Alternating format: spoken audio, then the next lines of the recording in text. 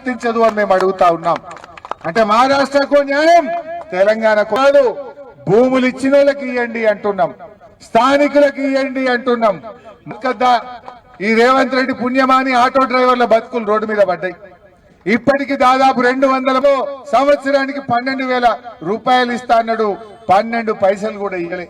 నాడు డిమాండ్లను నెరవేర్చాలని, వారికి ఆర్థిక సహాయం చేయాలని ఆటో డ్రైవర్ల పక్షాన కూడా ఈరోజు మేము డిమాండ్ చేస్తా ఉన్నాం. మరి ముఖ్యంగా మా జోన్ చేయాలి. కాజీపేట అంటే ఒకప్పుడు 8 మంది బీజేపీ ఎంపీలు ఎందుకు పార్లమెంట్ స్తంభింపజేయరు అని నేను ఢిల్లీలో మెమోరాండం కూడా ఇస్తామని చెప్పి కూడా తెలియజేస్తా ఉన్నా. మీ పోరాటం చేయండి.